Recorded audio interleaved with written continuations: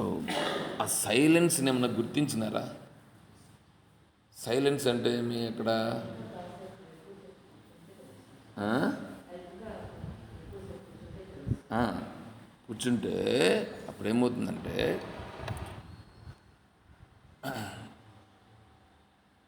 ఏమి మనసులో నుంచి ఏది సంకల్పం రావట్లేదు, ఆలోచనలు ఏమీ రావట్లేదు, మనం ఉంటాం.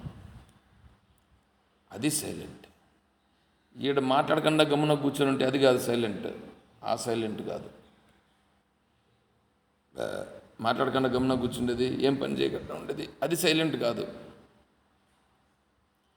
ఇక్కడ కూర్చున్నప్పుడు మనస్సు సైలెంట్ కావాలి. సంకల్పం అనేటువంటిది ఏది రాకుండా ఉండాలి. నువ్వు మామూలుగా చూస్తూ ఉంటే నువ్వు చూస్తున్నావు, ఇది చూస్తున్నాను, అది చూస్తున్నాను, ఈ పని జరుగుతూ ఉంది, దీన్నంతా గుర్తిస్తున్నాను, ఇదంతా ఉంది. అది కాదు. అది సంకల్పాలు ఉన్నాయి. అప్పుడు నువ్వు సైలెంట్గా లేవు. నా కూర్చో. ఏమి చేయొద్దు. మంత్రము లేదు, తంత్రము లేదు, గింత్రము లేదు, ఏమీ లేదు.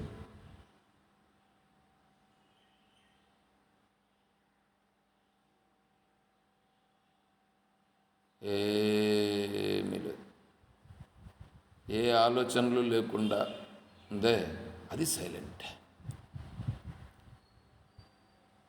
సుఖమాత్యంతికం యత్తత్, అది ఎటువంటిది? సుఖం, ఆనందంగా ఉంటుంది. అదే శాంతి.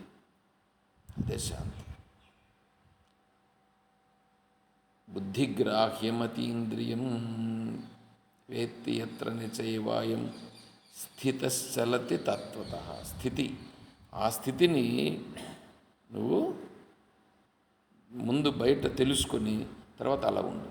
అది సరే. అదే నా స్వరూపం, అది నేను. అది మనం బాగా చాలా స్పష్టంగా ముందు దాన్ని బయట తెలుసుకోవాలా. బయట తెలుసుకోవాలంటే ఇట్లా తెలుసుకోవాలని కాదు, బుద్ధితో బుద్ధికి తెలుసుకోవాలా. ఓహో, ఏది స్వరూపము, ఏది స్వరూపం కాదు, ఏది బ్రహ్మ, ఏది బ్రహ్మ కాదు. బ్రహ్మన్నా ఆత్మన్నా ఒకటే, కాబట్టి ఏది కాదు, అది ముందు తెలుసుకోవాలి. సరే, దాన్ని ఎట్లాగో దీంట్లో ఉంది కాబట్టి దాంట్లోకి వద్దాం, విచారంలో చెప్తాం దాన్ని. ఓ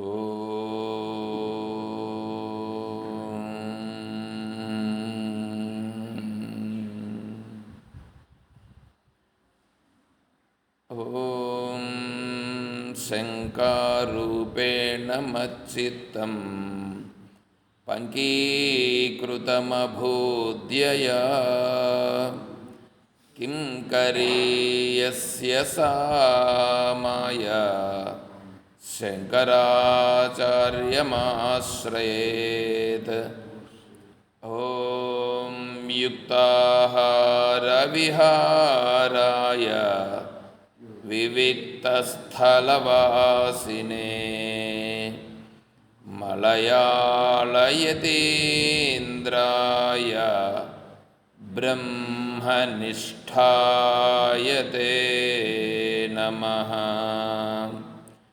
ఓం నారాయణం నమస్కృత్య నరం చైవ నరోత్తమం దేవీం సరస్వతీం వ్యాసం తతో జయముదీరయేత్. ఓం సహనావవతు సహనౌ భునక్తు సహ వీర్యం కరవావహై తేజస్వినావధీతమస్తు మా విద్విషావహై. ఓం శాంతి శాంతి శాంతి. హరి ఓం. తత్సత్. పరిపూర్ణ పరబ్రహ్మస్వరూపులకు ప్రియాత్మ బంధువులారా, ఓం.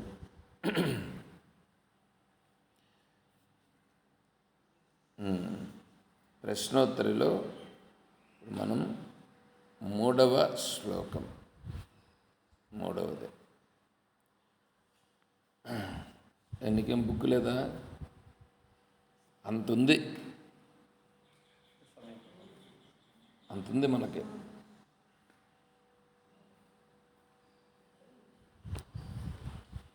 సంసారహృత్ కః శృతి జాత్మబోధః శృతిజా ఆత్మబోధః సంసారహృత్ కః శృతిజాత్మబోధః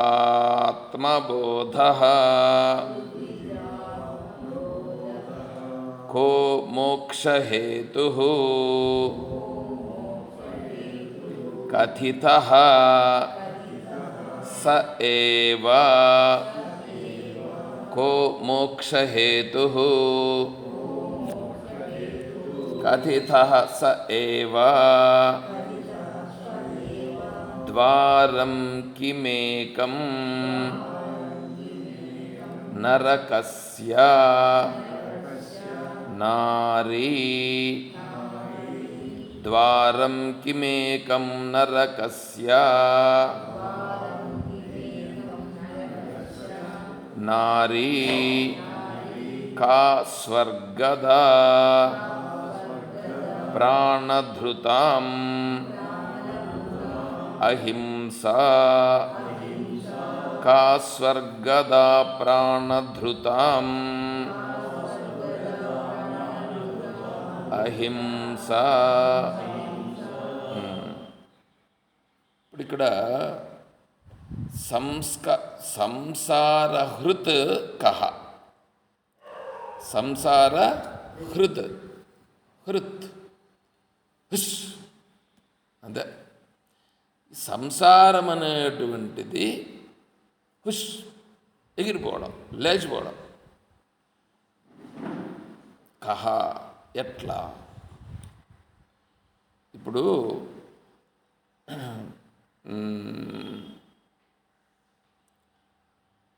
మనము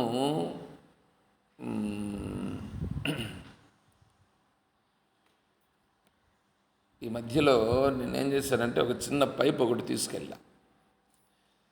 ఈ వాటర్ ఫిల్టర్కి సంబంధించినటువంటి పైప్ ఒకటి కావాల్సి ఉంటే తీసుకెళ్ళా. అది ఒక 2-3 షాపుల్లో అడిగాను. ఇదేమో మాకు తెలియదు, మా దగ్గర లేదని అన్నారు. సరే ఇంకో షాప్ దగ్గరికి పోతే అక్కడ నిలబడుకొని ఉంటే అక్కడ అడిగాను ఉందా అని. మా దగ్గర లేదండి అని అన్నారు. అక్కడే ఒక అతను నిలబడి ఉన్నాడు. సార్ ఇది ఆర్వో పైపు కదా అందని అన్నాడు. అవునండి అని అన్నాడు. ఇది ఆర్వో పైప్ కదా అని అన్నాడు. అవును అని అన్నాడు. ఈ ఆర్వో పైపు మీకు ఇక్కడ దొరకదు, పలానా ప్రదేశంలో దొరుకుతుంది, అక్కడికి వెళ్ళండి అని అన్నాడు. ఇదేంటంటే ఇప్పుడు ఈ పైప్ అంటే ఏంటి అనేది ముందు షాపులోకి పోయినాము. షాపులోకి పోతే వాళ్ళు కనీసం దాన్ని ఇది ఏం పైప్ అని అన్నా వాళ్ళు గుర్తించినారా? వాళ్ళు గుర్తించారు. తర్వాత ఇంకో షాప్ దగ్గరికి పోయినప్పుడు అక్కడ అతను షాప్ అతను గుర్తించాడో లేదో మనకు తెలియదు, కానీ అక్కడ నిలబడిన వ్యక్తి ఏమన్నాడు, ఇది పలానా పైపు, ఆర్వోకి సంబంధించిన పైపు అని గుర్తుపట్టాడా లేదా? నేను చెప్పాను అతనికి ఏమన్నా, నేను చెప్పగానే అతను గుర్తుపట్టాడు. ఇది ఆర్వో పైపు. ఆర్వో పైపు మీకు ఇక్కడ దొరకదు, మెయిన్ రోడ్లో మీకు దొరకదు, సందుల్లో గొంతుల్లో ఎక్కడో పెట్టుంటారు, పలానా ప్రదేశంలో ఆ సందులో ఉండదు, వెళ్ళండి. ఇప్పుడు ఇది ఆర్వో పైప్ అని గుర్తించాడు. ఇది దొరికే ప్రదేశం కూడా అతనికి తెలుసు. ఇప్పుడు నేనేమంటున్నానంటే అతనంటే ఆ పైపును గుర్తించినాడు, దాన్ని ఎక్కడ అనే విషయం చెప్పాడు, బాగుంది, అది బయట విషయాలు. ఇక్కడ ప్రశ్న ఏమిటి? ప్రశ్న అడిగాడుగా, ఇక్కడ ఒక ప్రశ్న అడిగాడు కదా గురువుని. శిష్యుడు ఒక ప్రశ్న అడిగాడు. ఏమని అడిగాడు? సంసార హృత్, సంసార హృత్. ఏమయ్యా నువ్వు వచ్చినావంటే మాకు ఇబ్బంది అండి.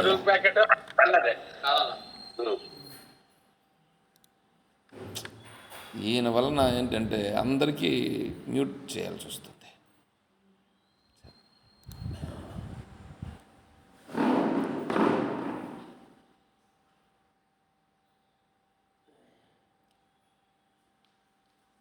సంసార హృత్ అని అడుగుతున్నాడు. సంసారము హృత్, సంసారం అనేది లేకుండా పోవడం. సంసారం అనేది లేకుండా పోవడం ఎట్లా? ఎవరు అడుగుతాండది? శిష్యుడు అడుగుతున్నాడు. అంటే ఇప్పుడు శిష్యునికి ఏం తెలియాలా? సంసారం అంటే ఏమి అనేది తెలియాల. సంసారం అనేది తెలిస్తే కదా ఈ సంసారమును ఎట్లా లేకుండా చేసుకోవాలా, ఎప్పుడు లేకుండా పోతుంది, ఎట్లా లేకుండా పోతుంది అని ప్రశ్నిస్తున్నాడు. కాబట్టి ఇప్పుడు ఇక్కడ మనకు కావాల్సింది ఏమిటి? సంసారము. అసలు సంసారం అంటే ఏమి తెలియదు కదా. తెలిస్తే కదా దాన్ని పోగొట్టుకోవాలని తెలుస్తుంది. ఏం సంసారం అంటే ఏమనుకుంటున్నారు? పెళ్లి చేసుకొని భార్య, బిడ్డలు, ఇల్లు, వాకిలి, మనవాళ్ళు, మనవరాళ్ళు, గొడ్డు, గోద, పిల్లు, పీచి, ఎంతెందో అంటారే, ఇవన్నీ పెట్టుకొని దాన్ని ఏమంటారు, భూములు, బుట్టలు ఇవన్నీ పెట్టుకొని ఉంటే ఇదంతా కలిసి సంసారమా? ఇదంతా కలిసి సంసారమా కాదా? ఇది సంసారం కాదా? అది కూడా సంసారమే, అది కూడా సంసారమే. మరి ఇంక సంసారం అంటే ఏమి? అది కూడా సంసారమే అని అంటున్నాం. ఎందుకంటే మీరేమన్నారు, నేను ఇదేనంటే మీరంతా తలడ్డం ఊపినారు, ఇదంతా సంసారం కాదు అని. అంటే మీకు అది అది పోవాల్సిన అవసరం లేదు అనేది అర్థమైంది. అంటే ఇంకోటి ఏందో సంసారం అనేది మీరు అనుకుంటున్నారు, అదేందో పోవాలి కదా. ఏందది? అంటే మీరేమనుకుంటున్నారు సంసారం అంటే? తలాడ్డం ఊపినారు. భార్య, బిడ్డలు, ఇల్లు, వాకిలి, భూములు, బుట్టలు, పిల్లు, పీచి ఇవంతా ఏంటో కాదు, ఇదంతా సంసారం కాదు అని అన్నారు. అన్నారు కదా, మీరే కదా అన్నారు. సరే, అట్లాంటప్పుడు సంసారం అంటే ఏది, ఏదని మీరు అనుకుంటున్నారు? చెప్పండి.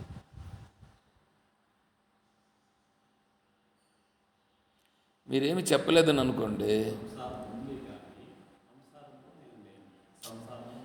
నీ ఏందయ్యా మిమ్మల్ని. ఇప్పుడు దీన్ని ఎత్తుకున్నాను అనుకో, దేన్ని ఎత్తుకున్నాను? ఇదంతా మౌస్ ఎత్తుకున్నాను అంటే నేను అడిగింది ఏంటి? ఇది ఏమి అని అడిగినా. ఇది ఏమి అంటే దీనికి సంబంధించిన సమాధానం చెప్పాలి. కానీ అరే నేనేమేనంటే ఇది షర్టు, ఇది పంచే, ఇది వాచే, ఇదే నాకు కావాల్సిందే. వేస్తే పడాలంతే. షూట్ చేసినామనుకో ఎట్లా ఉంటుందే? షూట్ చేస్తే ఎట్లా ఉండాలా? కరెక్ట్గా తగలాలి దానికి. ప్రశ్న ఏంటి? ఎందుకంటే నేను ఇక్కడేమో నేను చెప్తా, మీ బుద్ధిలో ఏముందనే విషయం తెలిస్తే దాన్ని బట్టి నేనేం చేస్తాను, కొద్దిగా మాడిఫికేషన్ చేసి చెప్పేదానికి అవకాశం ఉంటుంది.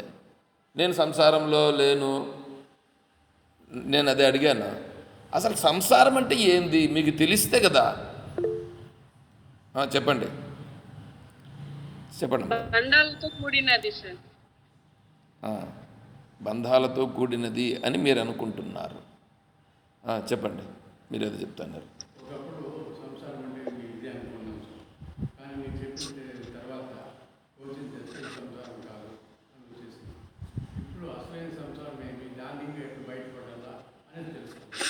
అదే అసలైన సంసారం అంటే ఏదని మీరు అనుకుంటున్నారు?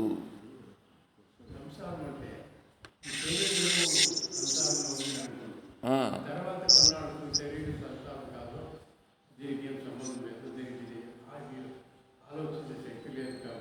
ఉమ్, ఉమ్, ఉమ్. అవును, అదే కదా. ఇప్పుడు అడుగుతున్న ప్రశ్న అదే కదా. ఎందుకంటే నేను చెప్పుకుంటూ పోతున్నాను అనుకోండి, తల ఊపుతా ఉంటే అట్లా కాదు. మీ మీ మీ బుర్రలో కూడా ఏముంది అనేది కావాలి కదా.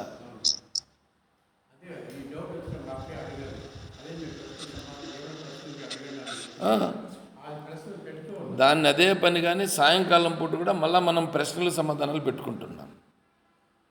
సాయంకాలం కూడా క్లాస్ అదే కదా పెట్టుకుంటున్నాము. కొంతసేపు పారాయణం చేసుకుంటున్నాం, మళ్ళీ ప్రశ్నలు పెట్టుకుంటున్నాం.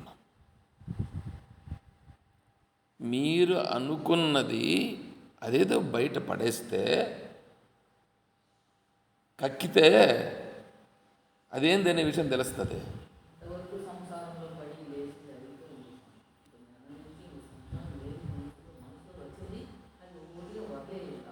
ఉమ్, ఉమ్,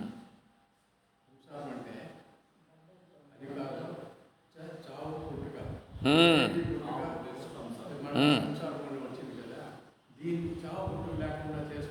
ఉమ్, ఉమ్,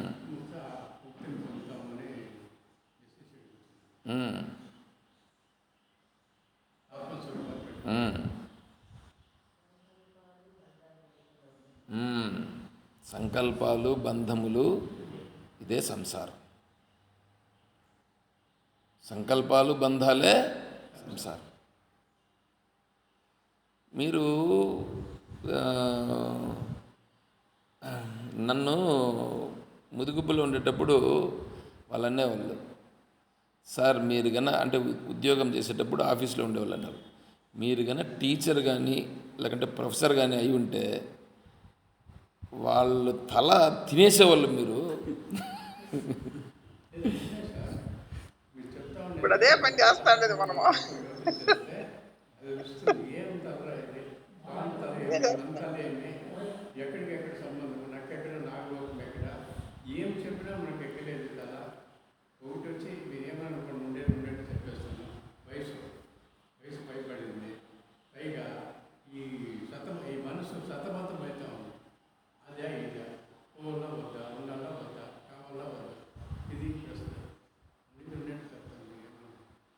అవును, అందుకనే అందుకనే ఆచార్యులు వారు ఏమన్నారు, ఎప్పుడు ఎప్పుడు ఎప్పుడు ప్రయత్నం చేయాలా? శరీరం బాగున్నప్పుడే దృఢత్వంగా ఉన్నప్పుడే చేయాల. అంతేగాని బాలస్తావత్ క్రీడాసక్త, తరుణస్తావత్ తరుణీసక్త, వృద్ధస్తావత్ చింతాసక్త, పరమే బ్రహ్మణి కోపి న సక్త. చిన్నప్పుడేమో ఆటలాడుకుంటూ గడిపేసినావు, కొంచెం వయసు వచ్చే లోపలేమో ఆడోళ్ళ వెనకంటి పడి ఆ టైం గడిపేసినావు. ఇంకొంచెం వయసు అయిన తర్వాత ఏమో వృద్ధుడైపోయి చింత, అంటే ఇంతవరకు ఏం చేసినాను, అదేం చేసినాను, ఇదేం చేసినానని ఆ చింతల్లో గడుపుతున్నావు. ఇప్పుడు నువ్వు ఎప్పుడు పోనీ కనీసం ఇప్పుడన్నా ఏమన్నా చేద్దామంటే నీ మనసు ఎక్కడ నిలుస్తుందయా? కాబట్టి ఎప్పుడు నిలపాలంటే శరీరం బాగున్నప్పుడే, శరీరము దృఢముగా ఉన్నప్పుడే, మనస్సు పటుత్వంగా బాగా ఉండగలిగినప్పుడే. చూడండి ఎట్లా ఉందో, ఆయుష్ బాగా దృఢముగా అంటే ఆయుష్ అంటే ప్రాణమంతా కూడా బాగా దృఢంగా నిలబెట్టినప్పుడే, అప్పుడే చేయాలి ప్రయత్నం.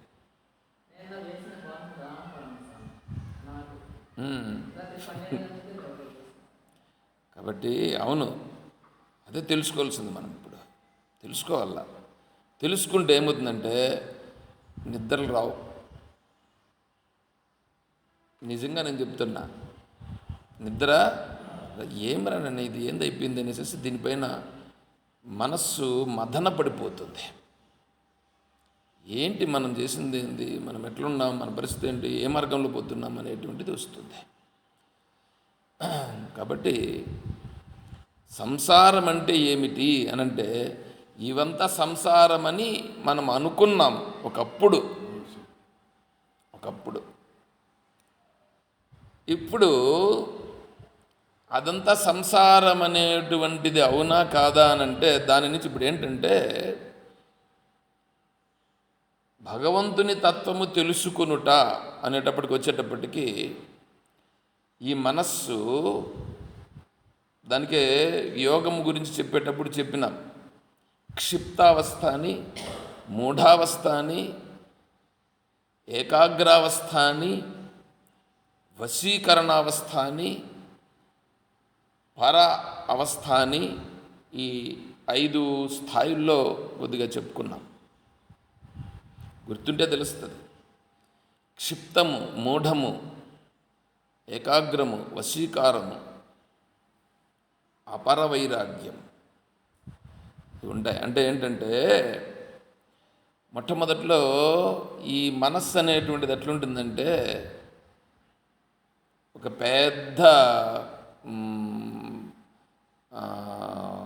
పెద్ద రాయి, నల్ల గుండు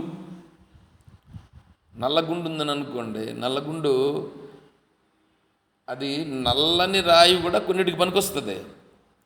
నల్లని రాయిలో కూడా పాలిష్ చేస్తే వచ్చేటువంటి రాళ్ళు కొన్ని ఉంటాయి. అది కాస్ట్లీ కూడా ఉంటుంది. కానీ అట్లాంటిది కాదు. ఇది పనికిరాని నల్లరాయి, అది ఎక్కడో పెద్దది గుండుగా ఉంది. అట్లా ఉన్నప్పుడు అది దేనికి పనికి వస్తుంది? దేనికి పనికి రాకుండా ఉంటుంది. ఆ విధంగా ఈ రాళ్లతో గుండ్లతో కలిసి ఉందని అనుకో. మామూలుగా ఏం చేస్తారంటే భూములను సదరగడతారు. సదరగడతారంటే ఏమి, ఈ చెట్లు పుట్టలు గుట్టల్లాగా ఉంటుంది. దాన్ని ఏం చేస్తారంటే వాటన్నింటిని కొట్టేసి సదరం చేసి తరువాత దాన్ని పంటకు ఉపయోగిస్తారు. ముందు ఇప్పుడు గుట్టలతో కలిసి ఉందనుకో, ఇప్పుడు అది పంటకు ఉపయోగపడుతుందా? పంటకు ఉపయోగపడదు. కాబట్టి ఇప్పుడు ఏం చేస్తారంటే ఆ రాళ్ళు అవి ఏవైతే ఉన్నాయో వాటన్నింటినీ తీసేసి కొట్టేసి దాన్ని అంతా దూరం చేస్తారు. అంటే ఇప్పుడు ఇది ఆ ప్రదేశము తమో గుణ స్వరూపముగా ఉన్నది. ఆ ప్రదేశం ఎట్లుంది? తమో గుణ స్వరూపంగా ఉంది. కాబట్టి ఆ నేల ఇప్పుడు పంట చేయడానికి పనికి రాదు. దాన్ని ఇప్పుడు ఏం చేయాలా? సంస్కరించాలి. కొంచెం సంస్కరించడం అంటే అడుండేటువంటి రాళ్ళు అవన్నీ తీసేసి అవన్నీ చేస్తే ఇప్పుడు సదరమైంది. సదరమైనంత మాత్రాన నువ్వు వెంటనే దున్ని దాంట్లో ఏమన్నా పంట వేసినామనుకో ఏమీ రాదు, పండదు. ఎందుకంటే ఆ మట్టి అట్లాంటిది కాదు. ఆ మట్టి చౌడు మట్టి కూడా కాదు, కానీ అంత ఇదిగా లేదు. అది బాగా పనికొచ్చే మట్టిగా లేదు. అప్పుడేం చేయాలి మనము? సారం లేదు. కాబట్టి ఏం చేయాలంటే వేరే వండలి మట్టిని అక్కడికి తోలాల. వండలంటే చెరువుల్లో అవంతా కూడా మట్టి తోలిస్తారు. ఆ మట్టి తోలితే ఇప్పుడు ఆ మట్టి ఏమవుతుంది? వచ్చి ఇది కలుస్తుంది. అది కలిసినప్పుడు ఏమవుతుంది? కొంచెం బాగా మిక్స్ అయ్యి బాగా సారవంతం.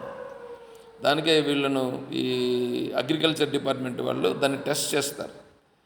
ఈ మట్టిలో ఏ పంట పెట్టవచ్చును అనేది వాళ్ళు టెస్ట్ చేసి చెప్తారు. అంటే దాంట్లో ఎటువంటి కెమికల్స్ ఉన్నాయని దాన్ని బట్టి మనం వేసే పంట వాళ్ళు చెప్తారు. ఆ పంట వేస్తే బాగా వస్తుంది. సరే, ఇప్పుడు మనం ఏం చేయాలా? ఆ పంటకు వేసేదానికి సరిపోయేటట్లుగా యోగ్యముగా ఇప్పుడు దానిని రెడీ చేసుకోవాలా. అంటే వేరే మట్టిని తీసుకొచ్చి దాన్ని తోలితే ఇప్పుడు మిక్స్ అవుతుంది. అప్పుడు ఈ స్థలం ఏమైందంటే రజోగుణ భూమి అయినది. అప్పుడు రజోగుణమైంది భూమి. ఇప్పుడు మళ్ళా దాన్ని ఏం చేయాలా? బాగా దున్ని బాగా ఒక పక్వానికి తీసుకొచ్చి తరువాత ఇప్పుడు దాంట్లో విత్తనం పెట్టాలి. అంటే అప్పుడు సత్వగుణం అయినది. అదేవిధంగానే మన మనస్సు కూడా ఎట్లుంటుందంటే మన మనస్సు పనికిరానటువంటి విషయాలను పట్టుకుని ఉంటుంది. దానిని మూఢావస్థ అని అంటారు. పనికి రాకుండానంటే విషయాలను ఎంతసేపు బయట విషయాలను అవి ఇవే అదే సత్యము ఇది సత్యము అనేటట్లుగానే పట్టుకొని ఎవరో ఏదో ఒక మాట అన్నారని అనుకోండి, ఆ మాటను వాడు చచ్చిపోయేటంత వరకు కూడా విడిచిపెట్టకుండా దాన్ని పట్టుకొని ఉంటారు. దాన్ని ఏమంటారంటే తమో గుణముతో కూడినటువంటి మనస్సు. ఆ మనస్సు తమో గుణం. ఇప్పుడు గుణత్రయ విభాగ యోగం ఈరోజు పారాయణం కూడా చేశాం. తమస్త్వజ్ఞానజం విద్ధి మోహనం సర్వదేహినాం ఉంది కదా అంతా కూడా. కాబట్టి ఆ మనస్సు బాగా కరుడు కట్టిన మనస్సు. అది దానికి ఆత్మస్వరూపాన్ని చెప్పినా కూడా పట్టదు. దానిని ఏం చేయాలంటే ఇప్పుడు వాడు కొద్దిగా సంస్కరించుకోవాలి. వాడి దృష్టిలో ఈ తమో గుణం కలిగిన వాడి దృష్టిలో ఎట్లుంటుందంటే, నేను, నా భార్య, నా బిడ్డలు, నా ఇల్లు, నా వాకిలు, మిగతా వాళ్ళు చచ్చిపోని కాక. మిగతా వాళ్ళు అంటే ఎవరు? వాళ్ళకు సంబంధించిన అన్న తమ్ముళ్ళు కానీ, వానికి సంబంధించిన బంధువులు కానీ, చివరికి తల్లిదండ్రులు కానీ, సోదరులు కానీ, సోదరి వాళ్ళు కానీ, వీళ్ళు ఏమన్నా అయిపోయి కాక వాడు అసలు పట్టించుకోడు. అప్పుడు ఆ మనస్సు ఎట్లా ఉంది? కరుడు గట్టినది. అందుకు తమో గుణ మనస్సు. అంటే ఇప్పుడు వీడు సంసారంలో ఉన్నాడు. ఆ సంసారం అనేది ఎట్లుంది? ఇప్పుడు దీన్ని మాత్రమే పట్టుకున్నాడు. ఇది కావాల. వేరే వాళ్ళు ఇప్పుడు ఏంటంటే, కొంతమంది ఏంటంటే పెండ్లి కాకముందే వీళ్ళు పనులు చేసి సంపాదిస్తుంటారు. దాన్ని ఇంట్లో ఇవ్వరు. పెండ్లి కాకముందే వీడి పేరులో సపరేట్గా వేసుకుంటాడు. ఒకవేళ ఏదైనా సంపాదిస్తూ ఉంటే దాన్ని ఇంట్లో తెచ్చిచ్చేట్లుగా ఉంటే కూడా కొంత తెచ్చిస్తాడు, కొంత వీడు సపరేట్గా వేరేస్తాడు. ఏమిరా ఎందుకు ఇట్లా చేస్తున్నావు అని అంటే, ఎంతకాలమని ఇటు ఉంటామే మనమా, నా రూట్ నేను చూసుకోవాలి కదా అనేటట్లుగా వీడు మాట్లాడతాడు. అంటే ఇప్పుడు వీడు ఎట్లా ఉన్నాడు? వీడు ఆలోచన చేస్తున్నదంతా ఎట్లుంది? తమో గుణమైనటువంటి భావన. అందరితో కలిసి ఉన్నా కూడా వేరుగా ఉండాలనే భావన. దానిలో వాడికి కొద్దిగా భగవంతుని యొక్క సంబంధించిన భావాలు కలిగి ఏదో గురువుల దగ్గరకు పుణ్యము ఇవి తీర్థయాత్రలు అవి ఇవి చేసి మహాత్ముల దగ్గరికి ఎప్పుడన్నా వెళ్ళి అప్పుడప్పుడు ఎప్పుడన్నా ఇట్లాంటివి వింటే, ఒరే నాయన ఇది కాదు, మనం కొద్దిగా మారాలా అనే భావన ఏర్పడుతుంది. మారాలనే భావన ఏర్పడిన తర్వాత అప్పుడు ఆ మనసులో ఇప్పుడు మనం ఒకరే ఉన్నంత మాత్రాన ఏం ప్రయోజనము, మనం అందరూ కలిసి ఉంటే కదా ఎంత ఆనందంగా ఉంటుంది. అందరూ కలిసి ఉంటే ఎంత ఆనందంగా ఉంటుంది. వాళ్ళు బాగుండాలా, నేను బాగుండాలా. ఎందుకే కదా, ఇదే కదా సంసారం అంటే. తల్లి, తండ్రి, సోదరులు, సోదరీలు, బంధువులు వీళ్ళందరూ కలిసి ఉండి అందరూ ఆనందంగా ఉంటే బాగుంటుంది. అంటే ఆనందం అనేటువంటి పదాన్ని ఇంతవరకు తన వరకు ప్రయోగించిన వాడు ఇప్పుడు ఏం చేశాడు? అందరికీ వర్తింపజేశాడు. ఆ భావంలోకి వస్తాడు. కొద్దిగా మనసు పరిపక్వం అవుతాను. ఆనందంగా ఉండాలి. ఎవరు? నేను ఒకడే కాదు, నేను నా భార్య అంతవరకే కాదు, అందరికీ కాకుండా అందరూ బాగుండాలా అనే భావన వచ్చింది. అప్పుడేమైందంటే ఆ మనస్సు కొద్దిగా రజోగుణంలోకి వచ్చింది. ఆ మనస్సు రజోగుణంలోకి వచ్చినప్పుడు నా వాళ్ళందరూ బాగుండాలా.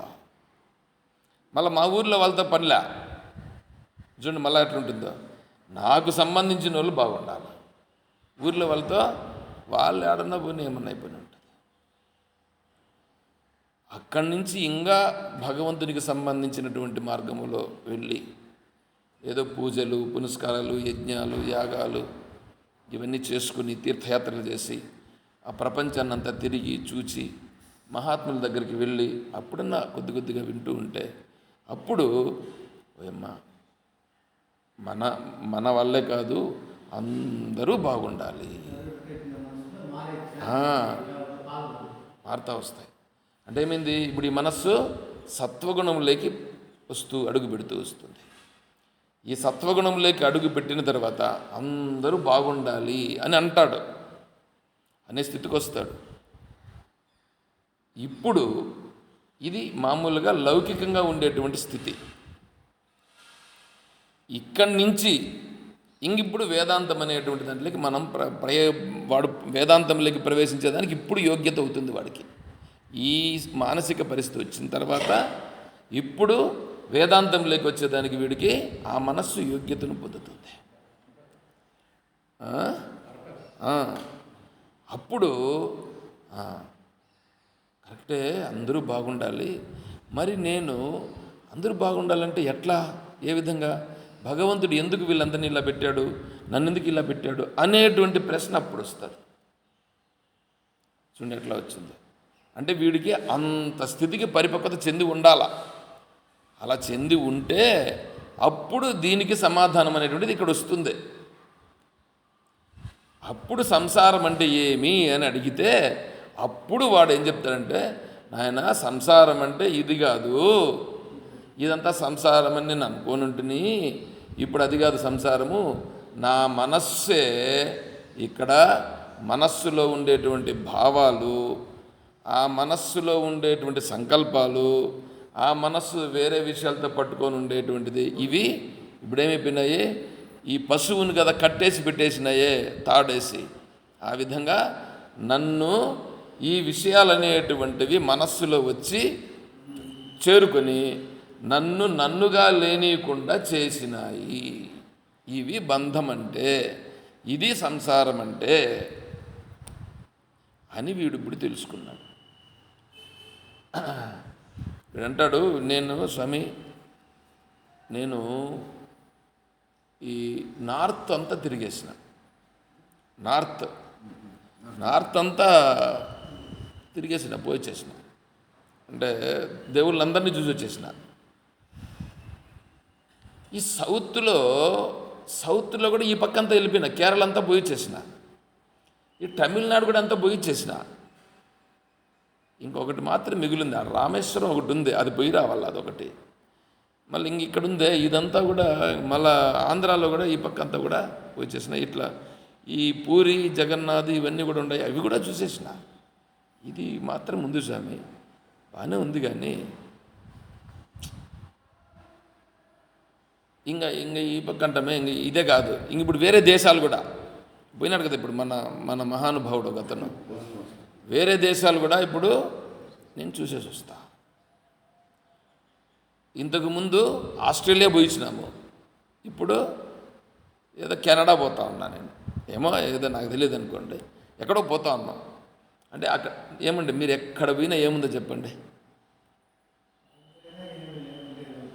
ఎక్కడ పోయినా ఉండేది ఈ గాలే, ఈ చెట్లే, ఈ మనుషులే, ఈ భూమే, ఈ నీళ్ళే, ఈ ఆకాశమే. దీనికంటే వేరే ఏమైనా ఉందేమో చెప్పండి మీరు, ఎక్కడ పోయినా ఏమన్నా ఉందా?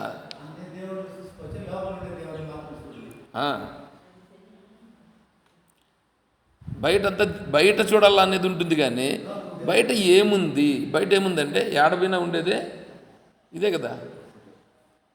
ఇదేనా, ఇంక వేరే ఏమన్నా ఉందా? ఇదే ఆకాశమే నువ్వు ఏడపోయినా ఉంది, ఇదే గాలే ఏడపోయినా ఉంది, నువ్వు పీల్చే గాలి అన్నీ ఉంటుందా, ఇలా ఇంక వేరే ఏమైనా ఉంటుందా? లేదా నువ్వేమైనా ఎత్తకపోతుంటావా? ఈ నీళ్ళే అక్కడ కూడా ఉంటాయి, నువ్వు నీళ్ళు తాగేదానికి, కాకపోతే నీళ్ళు వేరే విధంగా ఉంటుంది, దాన్ని నువ్వు ఫిల్టర్ చేసుకొని ఏదో ఒకటి చేస్తావు. మట్టి ఇదే ఉంటుంది.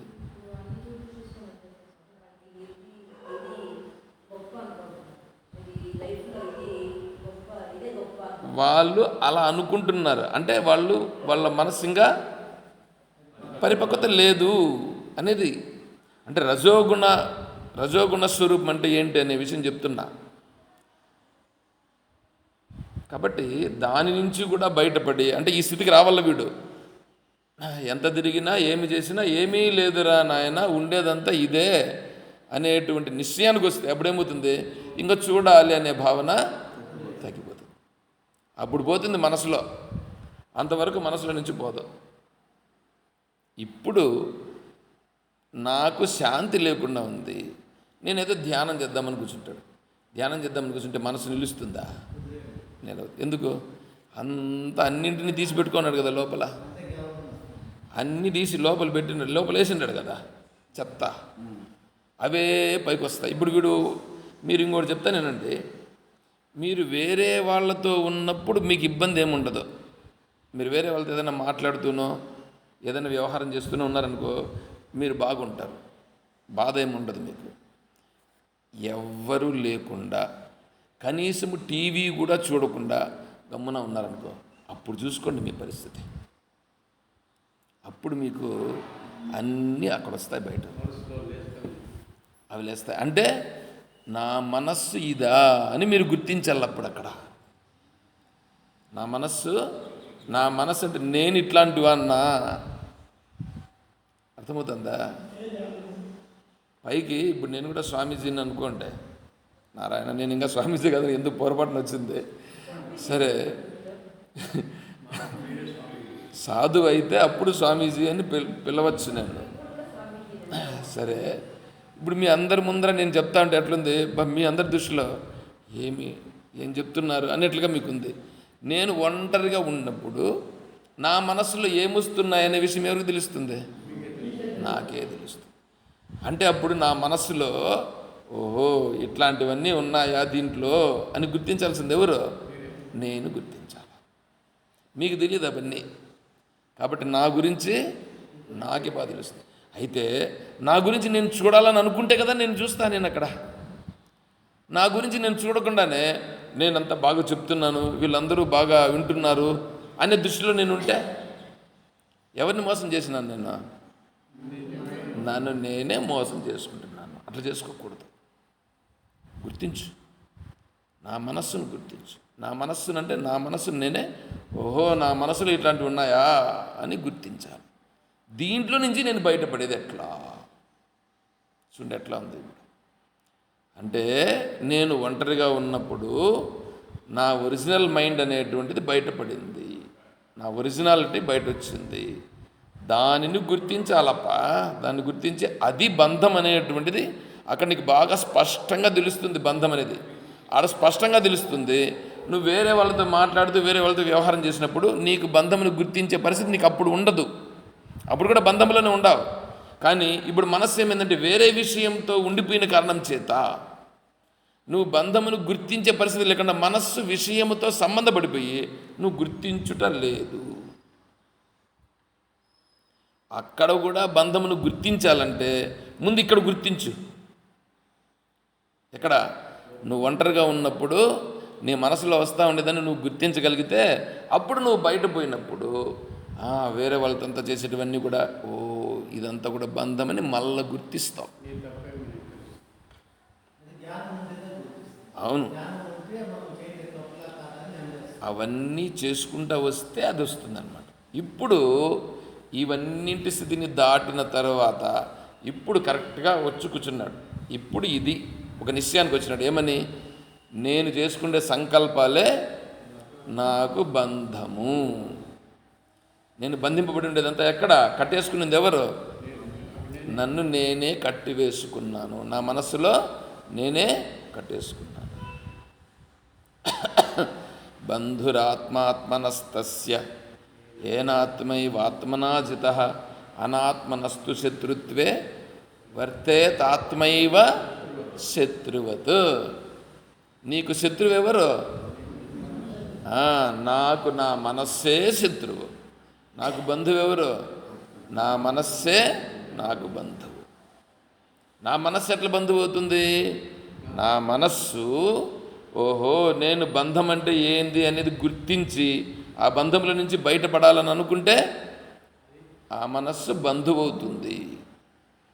ఆ మనస్సు బంధంలో నుంచి బయటపడాలి అని కాకుండా బయట ఉండేటువంటి విషయాలను పట్టుకొని ఆ విషయాల్లోనే ముందుకు పోవాలి అని అనుకుంటే అదే మనస్సే శత్రువు అవుతుంది.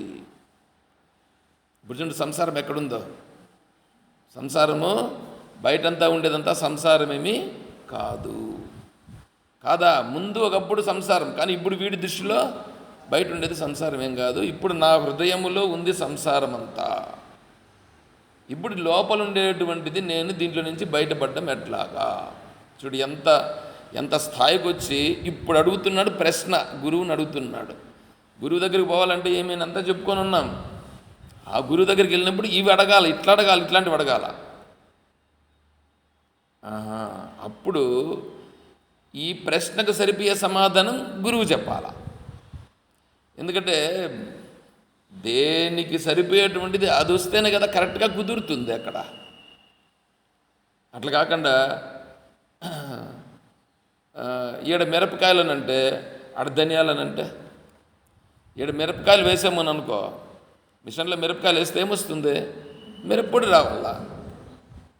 మిరప్పొడి రాకుండా ధనియాల పొడి వచ్చింది అంటే ఏమో సంథింగ్ రాంగ్ అని అర్థం. అంటే వీడు వేసింది మిరపకాయలు కాదు, లేకపోతే వాడు ఆడ చేసింది మిరపకాయలు తీసేసి వేరే పెట్టినాడు అని అర్థం.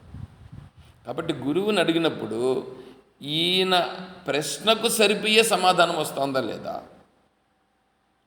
ఎవరి దగ్గర నుంచి? శిష్యుడు అడిగినాడు. శిష్యుడు అడిగిన ప్రశ్నకు సమాధానం గురువు దగ్గర నుంచి రావాలా. అప్పుడు వస్తే వాడు నిజమైన గురువు అవుతాడు. గురువు ప్రశ్న వేసి మళ్ళీ వాడిని శోధించి వాడిని మళ్ళా మార్గంలోకి తీసుకొస్తాడు. అదొక విధానం. మామూలుగా ఏంటంటే గురువుని శిష్యుడు అడుగుతాడు ప్రశ్నలు. గురువుని శిష్యుడు ప్రశ్నలు అడిగితే ఆ శిష్యునికి సరిపోయే సమాధానాలు చెప్పుట అనేటువంటిది ఒక విధానం. ఇది లోకంలో సహజంగా ఉండేటువంటి విధానం. రెండవ విధానం ఏమిటంటే గురువే శిష్యుడిని ప్రశ్నలు అడుగుతాడు. గురువే శిష్యుడిని ప్రశ్నలు అడుగుతాడు. ఎందుకు? అసలు వాడికి ఏముంది అని పరిశోధన చేసి దాన్ని కలబెట్టి చూసి, ఒరే ఇట్లా కాదురా ఇట్లా తెలుసుకో అని చెప్పేదానికి ప్రశ్నలు అడుగుతాడు. అట్లా అడిగి చేయడం అనేటువంటిది ఉందే, దీన్ని మామూలుగా ఎట్లుంటుందంటే మామూలుగా ఉండే వాళ్ళకైతే ఏంది లేనిపోని ప్రశ్నలన్నీ అడుగుతాడే, మేము అడిగితే ఏదన్నా చెప్పాలి కానీ ఆయన ఎందెందో లేనిపోని తలక మాసిన ప్రశ్నలన్నీ ఆయన అడుగుతాడే అనేటట్లుగా అనిపిస్తుంది. అది గుర్తించలేని వాడికి అది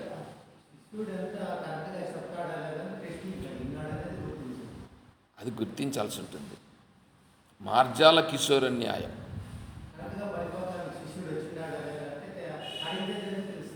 పక్వం తీసుకురావాలి కదా, పక్వానికి తీసుకురావాలి కదా. కాబట్టి మార్జాల కిషోర న్యాయం అనేటువంటిది ఏం చేస్తుందంటే పిల్లి తన పిల్లల్ని ఒక జాగాలో పెట్టదు, మారుస్తూ ఉంటుంది. అదేవిధంగానే ఇక్కడ కూడా ఏం చేస్తాడు? ప్రశ్నలు అడుగుతూ ఉంటాడు. ప్రశ్నలు ఎందుకు అడుగుతాడంటే ఆ మనస్సును శోధించి దాన్ని నువ్వు ఇలా అర్థం చేసుకోవాలని చెప్పేదానికి అడుగుతూ దాన్ని ముందుకు తీసుకెళ్తాడు. శంకరాచార్య స్వాముల వారు అసలు భాష్యాలు చదివితే గన ఎట్లుంటుందంటే ఇట్లాంటి ప్రశ్నలు కూడా వస్తాయా అని అనిపిస్తుంది. దీన్ని ఇట్లా కూడా అర్థం చేసుకోవచ్చునా, ఇట్లా కూడా ప్రశ్న ఇయ్యచ్చునా అని అనిపిస్తుంది మనకి. ఎంత కరుణ అంటే వర్ణించడానికి సాధ్యం కాదు. అది సాధ్యం కానటువంటి అంత అపారమైనటువంటి కరుణ ఒక్క శంకరాచార్య స్వాముల వారికి మాత్రమే కుదురుతుంది. అది ఇంకెవ్వరి దగ్గర లేదది. ఆ శంకర భాష్యాన్ని పట్టుకుని వచ్చినటువంటి వాళ్ళు మాత్రమే ఆ మార్గంలో ఉండగలుగుతారు. ఆ శంకర భాష్యంలో ఉన్నటువంటి దాన్ని నిజంగా పట్టుకున్నటువంటి వాళ్ళు మాత్రమే నిజమైనటువంటి మార్గాన్ని సూచించగలుగుతారు. మిగిలిన వాళ్ళు తీసివారుగా పెట్టచ్చు. ఇక్కడ చెప్తా నేను దీని గురించి నాకు ఎంతెంత ఇది ఉందో అవన్నింటినీ నేను ఏం చేస్తానంటే అన్నింటినీ మీతో పంచుకుంటాను. నేను నాకు పంచుకునేదానికి అవకాశాలు లేవు ఇంతకుముందు. ఇప్పుడు మీరు మీ తలకాయలు వద్దనుకున్నా మీ తలకాయలను పెట్టి దాన్ని కూర్చొని పెట్టి ఏం చేయాలా, దానికి కొట్టైనా సరే నేను చేస్తా. ఎందుకంటే నా మనసులో ఉండేది నేను చెప్పుకోవాలా. నా మనసులో ఉండేది నేను చెప్పుకుంటేనే నాకు కొద్దిగా తృప్తి, నేను తృప్తి పడాలి కానీ మిమ్మల్ని తృప్తి పెట్టుట అనేటువంటిది కాదు.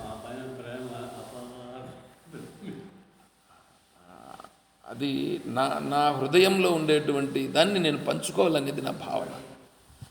కాబట్టి ఇక్కడేమంటే ఈ సంసారం అనేటువంటిది ఏమిటి అంటే ఈ హృదయంలో ఇప్పుడు ఇది వస్తుంది. ఇది వచ్చినప్పుడు ప్రశ్న అడుగుతున్నాడు సంసారం అనేటువంటిది అసలు ఉందా లేదా? చూడండి ఎట్లా వచ్చేసింది. అంటే ఏమంటే శిష్యుడు అడుగుతాండే ప్రశ్నలో సంసార హృత్ అంటున్నాడు కదా, సంసారం ఎగిరిపోతుంది. అరే సంసారం ఎగిరిపోతుంది అంటే ఇప్పుడు వీడికి సంసారం ఎగిరిపోతుంది అనేది తెలుస్తా ఉందా లేదా? ప్రశ్నలో చూడండి, సంసార హృత్, సంసారం ఎగిరిపోతుంది అంటే వీడికి సంసారం ఎగిరిపోతుందని వీడికి తెలుసు. ఎట్లా అని అడుగుతున్నాడు గురువుని. సంసారం ఎగిరిపోతుంది అంటే సంసారము లేనిది అని వీడు గుర్తించినాడు. కానీ లేనిదని గుర్తించినాడు కానీ అది పోవట్లేదు అనే స్థితిలో ఉన్నాడు. విషయం చూడండి ఇప్పుడు ఇక్కడ వీడు ఇప్పుడు ఎట్లున్నాడు. ఇప్పుడు మీకు ఒకటి చెప్తాను. మీకు కనిపించేదంతా సత్యమా కాదా అని అంటే, ఇప్పుడు ప్రపంచం అండి, ప్రపంచం స్థూలంగా ఉండేదాన్ని తీసుకుంటే మళ్ళీ సూక్ష్మంగా ఉండేదానికి పోవచ్చు. ఇప్పుడు ప్రపంచం ఉంది. ఈ ప్రపంచము ఉందా లేదా అన్నామని అనుకోండి, ఇదేం ప్రశ్న వీడు అడుగుతాను, ఇది ప్రశ్న అని అనిపించదా? ఇది ఏం ప్రశ్న అని అనిపిస్తుంది. కానీ ప్రపంచం ఉంది అని అంటారు అందరూ సమాధానం. అందరి సమాధానం ఏమిటి? ప్రపంచం ఉంది. సరే, ప్రపంచం లేదు అన్నారని అనుకోండి, ప్రపంచం లేకపోతే నువ్వెక్కడున్నావు అని ప్రశ్న వస్తుంది. ప్రపంచం లేకపోతే నువ్వెక్కడుంటావు?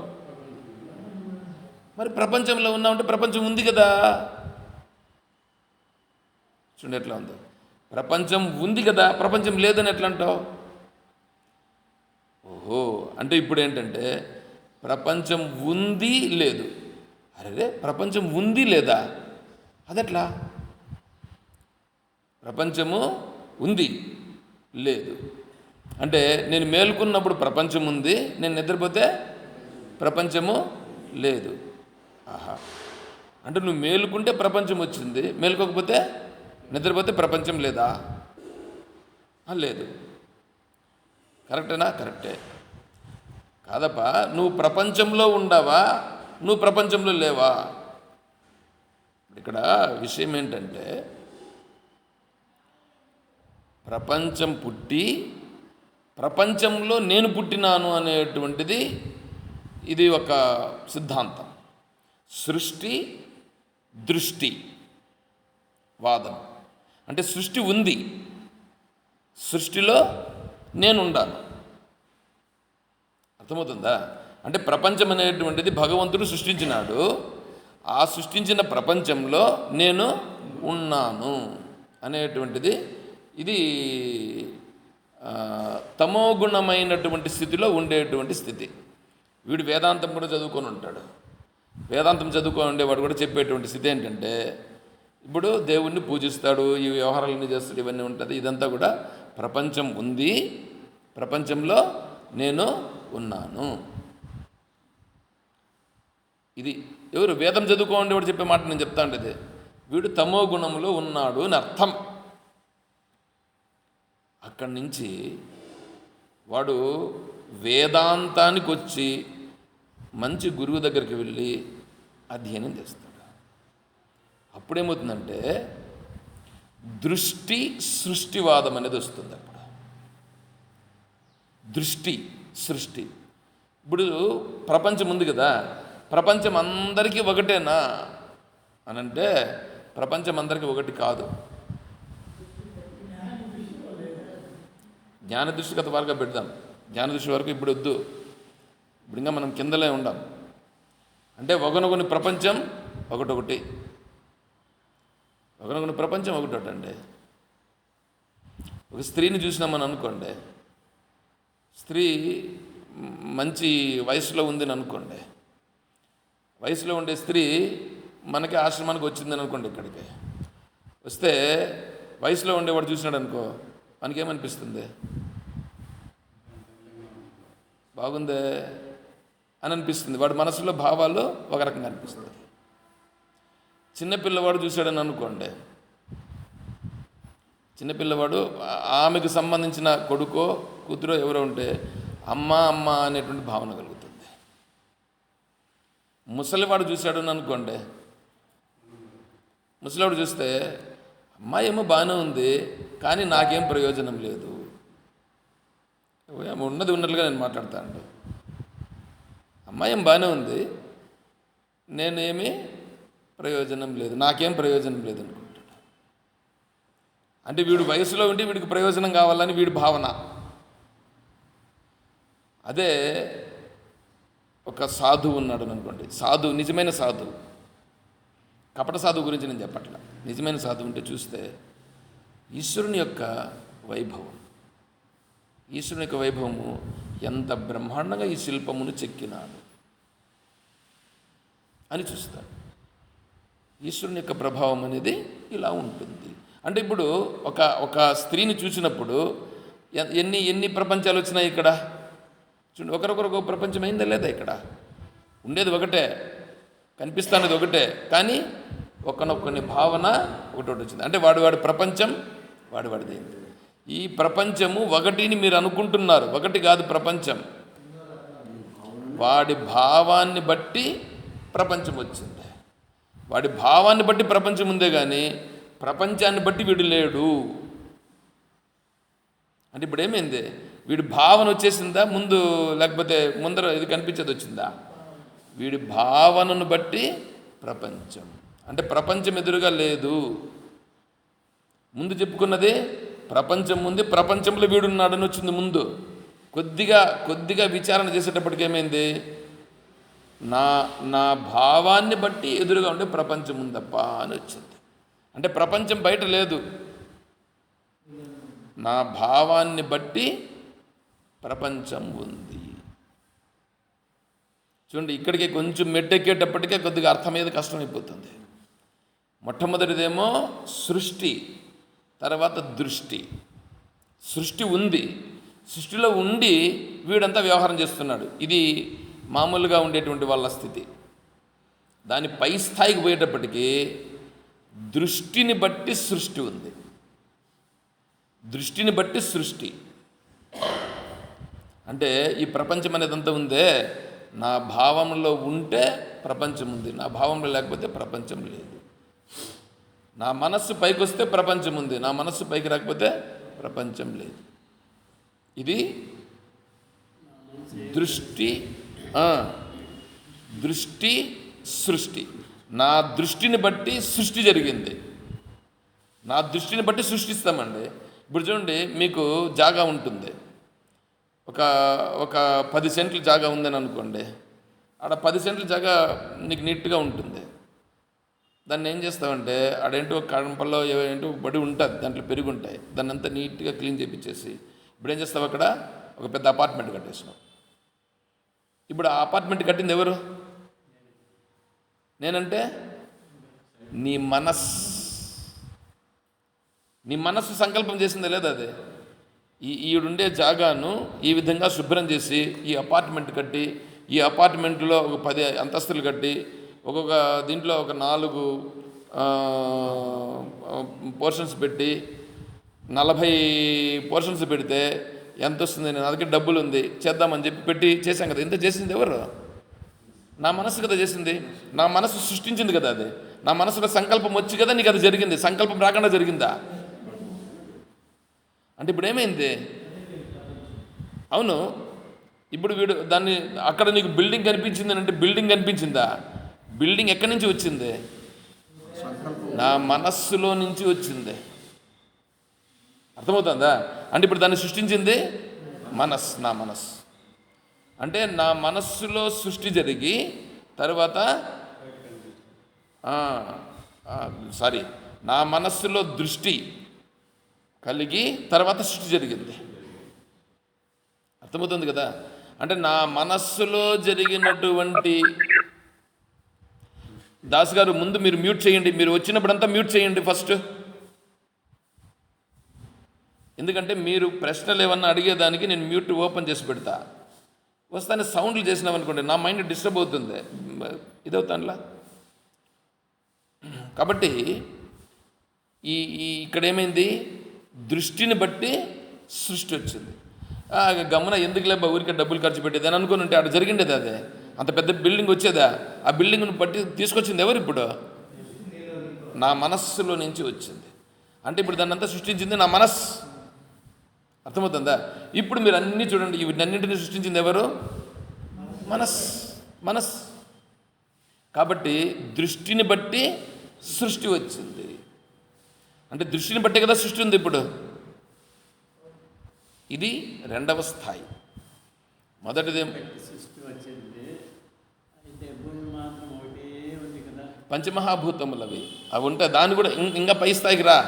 ఇప్పుడు మళ్ళీ నేను చెప్తాను, అది అక్కడికి అయ్యింది. ఇప్పుడు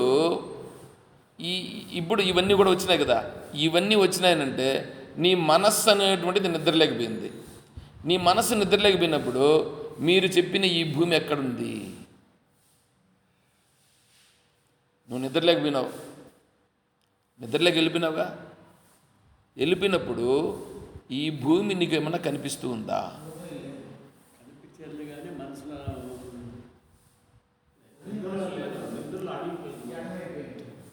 దాన్ని సమాధానం స్వామి చెప్పాలి. మీరు చెప్తారా? ఎవరైనా చెప్పకూడదు. నేను కూడా అంతే.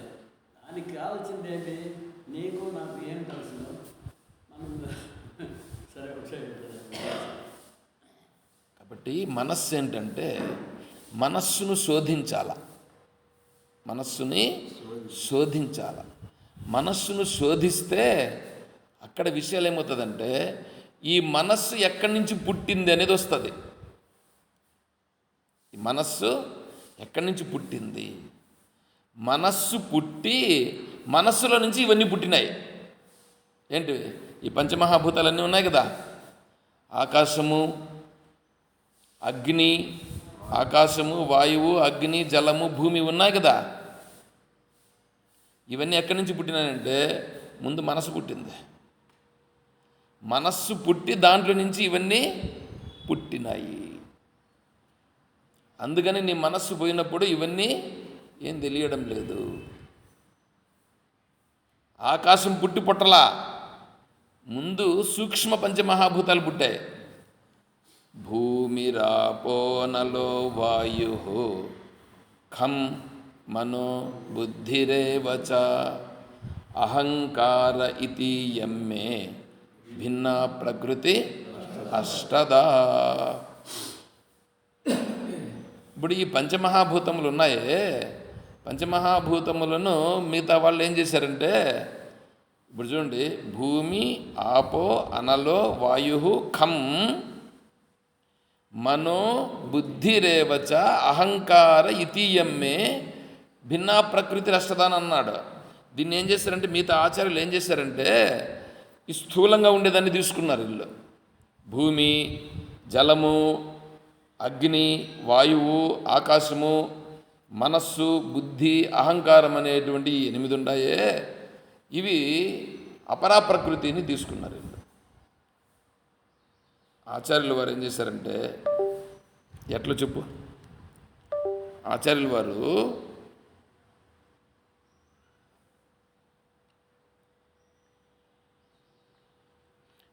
వారు ఏం చేశారంటే, ఏమంటే ముందు సూక్ష్మం వస్తుందా స్థూలం వస్తుందా? సూక్ష్మము నుంచి స్థూలం వస్తుంది, స్థూలం నుంచి సూక్ష్మం రాదు. ఇప్పుడు బిల్డింగ్ వచ్చింది కదా, బిల్డింగ్ని కన్స్ట్రక్షన్ చేసినామే, ఇంత పెద్ద బిల్డింగ్ 10 అంతస్తుల బిల్డింగ్ వచ్చిందనంటే ముందు నీ మనస్సులో ఒక భావాన్ని పొంది కదా తర్వాత వచ్చింది అది. అంటే ముందు సూక్ష్మంగా ఉండి తర్వాత కదా స్థూలం వచ్చింది. అదేవిధంగానే ఇక్కడ కూడా ఇదంతా వచ్చేదానికి ముందు సూక్ష్మ రూపాలు ఉన్నాయి. ఆ సూక్ష్మ రూపాలను తీసుకొని సూక్ష్మం నుంచి మళ్ళీ స్థూలం వచ్చింది. కాబట్టి సూక్ష్మ రూపంగా ఉండేటువంటి స్థితికి ముందురా. అంటే భూమి రాపో అనలో వాయు ఖం అనేటప్పటికీ ఇవేంటంటే ఈ కనిపిస్తూ ఉండేటువంటి స్థూలాన్ని చెప్పలా, శబ్ద, స్పర్శ, రూప, రస, గంధ అనేటువంటి పంచతన్మాత్రలు ఉన్నాయి. ఈ పంచతన్మాత్రలను భూమి రాపో అనలో వాయు ఖం అనేటువంటి స్థితితో చెప్పాడు అక్కడ ఆ శ్లోకంలో. అర్థం కాల. అంటే శబ్దస్పర్శ రూపరసగంధ అనేటువంటి తన్మాత్రలు ఉన్నాయి. ఆ తన్మాత్రల నుంచి అవి సూక్ష్మంగా ఉండి ఒకటి మళ్ళీ దాని నుంచి విభజన చెంది తర్వాత ఈ కనిపించేటువంటి ఈ స్థూలమైనటువంటిదంతా వచ్చింది. అవును, సూక్ష్మమే స్థూలమవుతుంది.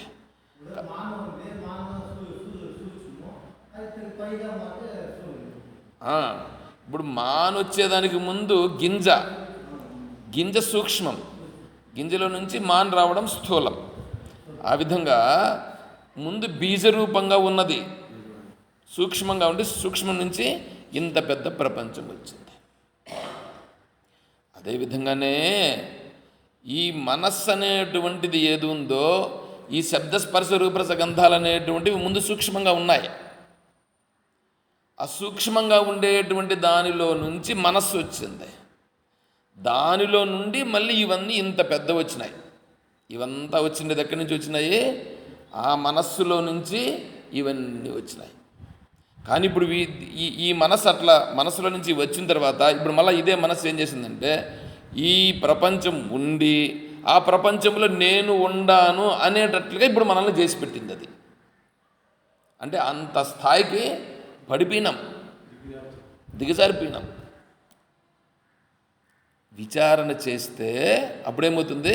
చిన్నగా పట్టుకొని పైకి ఎక్కాలి. మనం పైకి ఎక్కిపోతే అంటే వేదాంత విచారణ చేసుకుంటూ పైకి పోతే అప్పుడేమవుతుంది? సూక్ష్మ పంచమహాభూతములు ఉన్నాయి.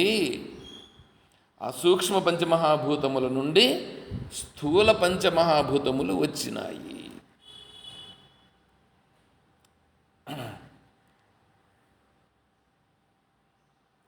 కరెంటు ఈ లైట్ వెలుగుతుంది, ఇది స్థూలం. సూక్ష్మము వైర్లో ఉంది, వైర్లో ఉండేది సూక్ష్మం. అదేవిధంగా ఈ బయట ఉండేది వెలుగుతూ ఉంది, ఫ్యాన్ తిరుగుతూ ఉంది, రకరకాలైనటువంటి పనులన్నీ చేస్తుంది. అది స్థూలం. దాని లోపల ఉండేటువంటిది సూక్ష్మం. అదేవిధంగానే భూమి, జలము, వాయువు, అగ్ని, ఆకాశము. శబ్దం ఉందని అనుకోండి, శబ్దము నుండి వచ్చింది ఆకాశం. శబ్దం నుంచి వచ్చింది ఆకాశం. ఇంత పెద్దదైంది కదా ఆకాశం. అదేమిటంటే శబ్దమే ఇంత ఆకాశంగా ఉంది. తర్వాత స్పర్శ రూపంగా ఉంది, అదే వాయువు. నీ దగ్గర స్పర్శ ఉండేదే ఆ వాయువు. రూపం కనిపిస్తూ ఉంది, అదే అగ్ని. రూపాలన్నీ కనిపిస్తుండేది అగ్నియే రూపాలుగా కనిపిస్తుండేది. ఇదంతా రుచి.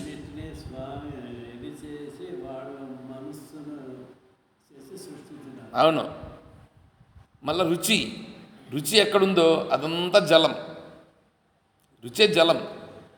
రుచియే జలం. జలముగా ఉండేదంతా రుచియే జలం. సూక్ష్మంగా ఉండే రుచి ఏదుందో ఆ రుచియే జలమైంది ఇంత పెద్దగా. నీకుండే వాసన ఉందే, వాసనే భూమి అయ్యింది. అర్థమవుతుందా? అవన్నీ సూక్ష్మం. ఆ సూక్ష్మములో నుండి స్థూలం వచ్చినాయి. ఇప్పుడు నీకు ఇవన్నీ ఉన్నాయి లేదా? ఇక్కడ నీలో శబ్దం ఉందా? ఆ శబ్దము, నీలో ఉండే శబ్దమే ఆకాశంగా కనిపిస్తూ ఉంది. నీలో ఉండే స్పర్శే వాయువుగా కనిపిస్తుంది బయట. నీలో ఉండేటువంటి ఆ అగ్ని యొక్క రూపమే ఇదంతా కనిపిస్తుంది రూపాలుగా. నీలో ఉండేటువంటి రుచియే జలంగా బయట ఉండేదంతా కనిపిస్తూ ఉంది. నీలో ఉండేటువంటి గంధమే, వాసనే ఈ భూమిగా కనిపిస్తూ ఉంది. అంటే ఇప్పుడు ఇవన్నీ బయట ఉన్నాయా, లోపల ఉన్నాయా? ఈడ ఉండేటివే నీకు బయట వచ్చి కనిపిస్తున్నాయి. ఇవే బయట ఇంత స్థూలమైనాయి. ఇప్పుడు మళ్ళీ ఏమవుతున్నాయి? నువ్వు పడుకునేటప్పుడు ఏమవుతుంది? ఇవన్నీ మళ్ళా వెనక్కి వచ్చేస్తాయి. ఇవన్నీ మళ్ళీ వెనక్కి వచ్చేసి ఏమవుతుందంటే మనస్సులో అణిగిపోతాయి. అంటే ఇప్పుడు మనస్సు దీనంతటికీ సుప్రీం. మనస్సు సుప్రీం. మనస్సులోకి ఇవన్నీ వెనక్కి వచ్చేసి మళ్ళీ మనస్సులో అణిగిపోతాయి. చూసారా? అంటే ఇప్పుడు ప్రపంచం అంతా ఎక్కడి నుంచి వచ్చింది? మనస్సులో నుంచి బయట వచ్చింది. కాబట్టి దృష్టి, సృష్టి. ఇప్పుడు దీన్నంతా సృష్టించింది ఎవరు? నా మనస్. బ్రహ్మ సృష్టించినాడా? బ్రహ్మ సృష్టించినాడని ఒకప్పుడు అనుకుండేవాడు, ఒకప్పుడు తెలియనప్పుడు. ఇప్పుడు బ్రహ్మ సృష్టించలేదు, సృష్టించింది నా మనస్. ఇప్పుడు బ్రహ్మ ఎవరు? నా మనస్సే బ్రహ్మ. నా మనస్సే బ్రహ్మ. చూసారా ఇప్పుడు? అంటే బ్రహ్మ నా మనస్సు. ఇప్పుడు ఇదంతా సృష్టించింది కాబట్టి నా మనస్సే బ్రహ్మ. ఇప్పుడు దాంట్లో నుంచి సంసారంలోకి కదా మనం రాళ్ళు. ఇప్పుడు నేనుగా ఉన్నానా, లేదా ఈ మనస్సు నుంచి వచ్చినటువంటి దాంట్లో పడిపోయి కొట్టుమిట్టాడుకుంటున్నానా? చూడండి ఎట్లా ఉంది. అంటే మొట్టమొదటేమో సృష్టి దృష్టివాదం వచ్చింది, తర్వాత దృష్టి సృష్టివాదం వచ్చింది. తర్వాత ఏమవుతుందంటే ఇవంతా ఎందుకు ఇట్లున్నాయంటే కారణ కార్యవాదం. కారణము కార్యము. మీరు ఏదన్నా ఒక పని జరుగుతుందని అనుకోండి, ఏ పనన్నా జరగనియండి, దానికి కారణము లేకుండా కార్యము జరగదు.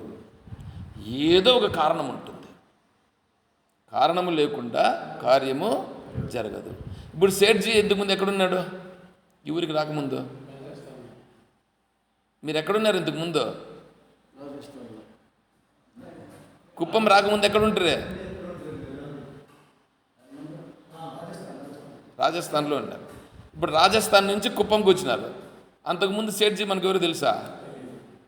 ఇప్పుడు ఇటుకొచ్చి ఏం చేసినాడు? తన స్థావరాన్ని పెంచినాడు. అంటే ఏదో కారణం. చూడండి ఎట్లా ఉందో. ఈ కార్యం జరిగింది. ఇప్పుడు ఇక్కడ ఈ కార్యం జరిగింది. ఏ కార్యం జరిగింది?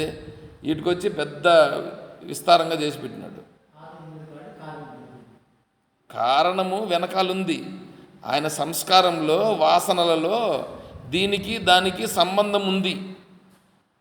లేకపోతే ఆయన కుప్పంలోకి రావాలని ఎందుకు అనిపిస్తుంది? ఇంకేడన్నా పోయి ఉంటాడు. ఆ వాసన అనేటువంటిది ఏం చేస్తుంది? పట్టుకొని వస్తుంది ఇటుకి. లేకపోతే ఇప్పుడు నేను ఉన్నాను, నేను ఎక్కడో పోయి ఉండొచ్చు కదా. ఎక్కడో పోకుండా ఇటుకు వచ్చినామంటే ఇది ఒక కారణం ఉంది. అంటే కారణం ఉంది కాబట్టి ఈ కార్యం జరుగుతూ ఉంది. ఈ కార్యం ఇక్కడ జరుగుతూ ఉంది అంటే దీనికి కారణం వెనకాల ఉన్నది. ఇప్పుడు సంసారం అనేటప్పుడు చూడండి, నా మనస్సులో బంధాలు వస్తున్నాయి. నా మనస్సులో బంధాలు వస్తున్నాయంటే అర్థం ఏమిటి?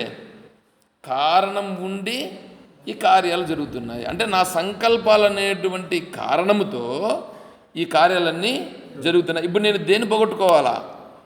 కారణాన్ని పోగొట్టాలన్నా, కార్యాన్ని పోగొట్టాలన్నా? ఇప్పుడు కారణము కార్యం ముందు అర్థం చేసుకోండి, నిదానంగా అర్థం చేసుకోండి. ఇప్పుడు బయట ఉండేటువంటి కార్యం ఒకటి ఉంది. దీనికి కారణం ఎక్కడుంది? మనస్సులో ఉంది. మనస్సులో చేసినటువంటి సంకల్పాలనే కారణాలు ఉన్నాయి. మనస్సులో చేసుకోండి సంకల్పాలను బట్టి కదా బయట ఉండేటువంటివి జరుగుతున్నాయి. ఇప్పుడు బయట ఉండేటువంటివి పోవాలా అని చూస్తున్నాం, కానీ లోపల ఉండేటువంటిది పోవాలని చూస్తున్నామా? మనం చేస్తూ ఉండేది, వ్యవహారాలు చేస్తున్నది అంతా కూడా బయట ఉండేదాన్ని పోవాలా, బయట ఉండేదంతా నాకు ఇబ్బంది కలిగించకూడదు, బయట ఉండేదంతా నన్ను ఏమీ చేయకూడదు అని చూస్తున్నాం. కానీ అది బయట ఉండేది పోతుందా? బయట ఉండేది పోవాలంటే ఎక్కడుండేది పోవాలా? లోపల ఉండేది పోవాలా. అంటే లోపల ఉంది సంస్కార రూపంగా, అంటే కారణంగా ఉంది అక్కడ. కాబట్టి ఇప్పుడు పోగొట్టాల్సింది ఏమిటి? లోపలుండే కారణాన్ని పోగొట్టాలి. అర్థమైనా ఇప్పుడు? అంటే ఇప్పుడు మనం బయట కాదు చేయాల్సింది, లోపల చేయాలి. ఇప్పుడు జ్వరం వచ్చింది ఒకనికి, జ్వరం వస్తే జ్వరానికి బయట ఏమన్నా ట్రీట్మెంట్ ఇస్తాడా? మాత్ర ఒకటి ఇస్తాడు. డాక్టర్ ఏం చేస్తాడు? మురుగేశ్వర స్వామికి పళ్ళు నొప్పి వచ్చింది. పళ్ళు నొప్పి వస్తే పోతే పంటికి కదా ఇంజక్షన్ వేయాలా? వేసినారు. ఇంజక్షన్ ఏమైనా వేస్తారా? ఆడేరు 2 మాత్రలు రాసిచ్చి, ఈ మాత్రలు 2 ఇప్పుడు వేసుకో, పొద్దున్న 2 వేసుకో, రాత్రి 2 వేసుకో, 5 రోజులు తిను పో. పళ్ళు నొప్పాయా? నాకు ఇక్కడ నొప్పి, అందుకే దానికైనా ఇచ్చినది, నేను ఈ మాత్రలు తిను అంటాడు. అంటే ఈ మాత్రలు లోపలికి వేస్తే అది మీ పని ఎక్కడ చేస్తుంది? ఈడుంటే నొప్పి తగ్గిస్తుంది. అంటే ఇప్పుడు ఏంటి? లోపల దానికి వేస్తే అది లోపల పోయి పనిచేస్తుంది. అంటే దానికి కారణం ఒక జాగాలో ఉంది. కారణాన్ని తొలగిస్తే కార్యం ఏమవుతుంది? తగ్గుతుంది.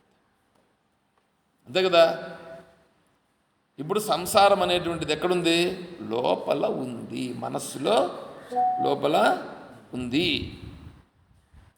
మనస్సు లోపల ఉండేటువంటి ఆ కారణం పోవాలి ఇప్పుడు. సరేనా? సరే, అంతవరకు ఉన్ని. ఎందుకంటే టైం ఈరోజు కొంచెం ఎక్కువ తీసుకున్నట్లుగా ఉన్నాను. దాన్ని ఇంకొద్దిగా సంసారం గురించి ఇంకొద్దిగా ముందుకు తీసుకెళ్ళి తర్వాత దాన్ని ఎట్లా లేకుండా పోవడం అనేటువంటి దాన్ని చూసుకుందాం. సరే, అర్థమవుతుంది కదా సంసారం అంటే ఏంటి? ఓ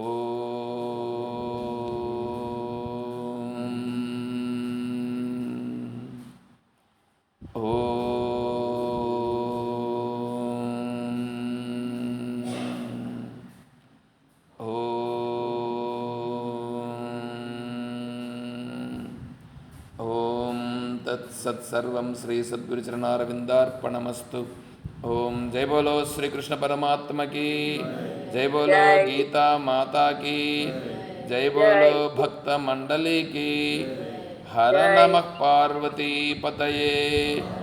హర హర మహాదేవ శంభో శంకర. జై సీతారాం. హరి ఓం తత్సత్. ఓం హరి ఓం.